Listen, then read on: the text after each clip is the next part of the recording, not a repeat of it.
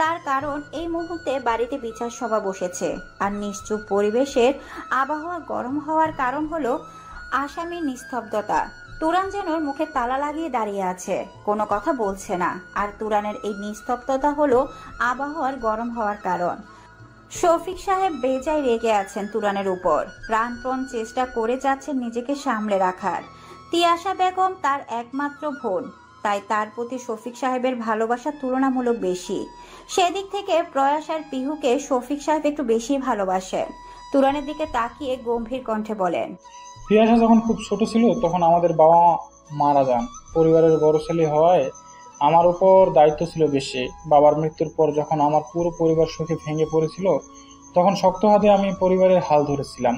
সাইদ আর পিয়াসকে নিজের সন্তানের মতো বুকে আগলে মানুষ করেছে, ওদের কখনো বাবার অভাব বুঝতে দেয়নি। আর পিয়াসা আমাদের একমাত্র বোন হওয়ায় ওর আদরের ভাগটা ছিল সবচেয়ে বেশি। এতটাই আদরে ওকে বড় করেছি যে ওর কোনো আবদার, কোনো চাওয়াই অপূর্ণ রাখিনি।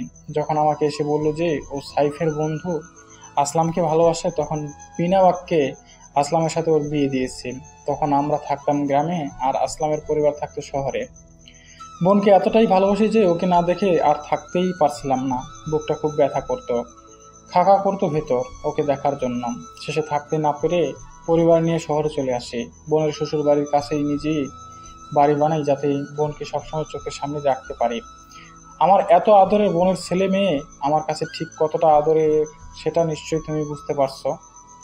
থেমে যান শফিক সাহেব, প্রশ্নবোধক চোখে তাকান তুরানের দিকে।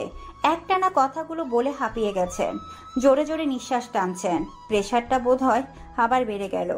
নিজেকে ধাতস্থ করে তিনি ফের বলতে শুরু করেন, তুমি যেমন আমার সন্তান, ঠিক তেমন পিউও আমার সন্তান। বরং পিউ আমার কাছে সবচাইতে বেশি আদরের। কেন জানো? তার কারণ আমি পিউর মধ্যে আমার মাকে খুঁজে পাই। পিউ দেখতে হুবহু আমার মায়ের মতো হয়েছে। ওর মুখের দিকে তাকালে আমার নিজের মায়ের চেহারা চোখের সামনে ভেসে ওঠে। তাই পিহুর কান্না আমাকে অনেক বেশি কষ্ট দেয়। তোমার সাথে যখন পিহুর বিয়ে হয় তখন আমি মনে মনে খুব খুশি হয়েছিলাম। ভেবেছিলাম আমার ছেলের সাথে বিয়ে দেওয়ার অজুহাতে আমার মাকে আমি সারা জীবনের জন্য নিজের কাছে নিয়ে আসবো, খুব আদরে রাখবো, কখনো কষ্ট পেতে দেব না। কিন্তু আমি কখনো ভাবিনি যে আমার নিজের ছেলেই তার কষ্টের কারণ হয়ে দাঁড়াবে। তোমার প্রতি আমি সব সময় বিশ্বাস রেখেছি তুরান। তোমার সাথে একজন বাবার মতো নয়, একজন বন্ধুর মতো সম্পর্ক গড়ে তুলেছে।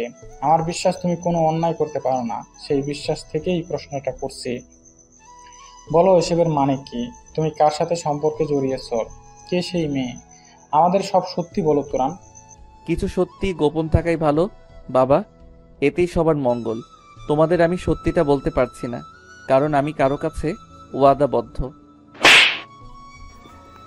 কথাটা বলতেই ঠাস করে শব্দ হওয়ায় হকচকিয়ে যায় উপস্থিত সবাই একসাথে তাকায় সামনে দাঁড়িয়ে থাকা তুরানের দিকে, যে আপাতত গালে হাত দিয়ে মাথা নিচু করে দাঁড়িয়ে আছে। তারপর সবাই তাকায় রাগে অগ্নিমুক্তি রূপ ধারণ করা তাইবা বেগমের দিকে। তুরানের দিকে তাকিয়ে রাগে ফুঁসছেন তাইবা বেগম। এদিকে স্ত্রীর কাজে হতবাক শফিক সাহেব। তাইবা বেগম যে রাগের মাথায় এত বড় ছেলের গায়ে হাত তুলবেন সেটা শফিক সাহেব কল্পনাও করেননি। পুরো রুম জুড়ে পিনপতন নীরবতা বিরাজ করছে। উপস্থিত সবাই হতবাক, কথা বলার ভাষা হারিয়ে ফেলেছে।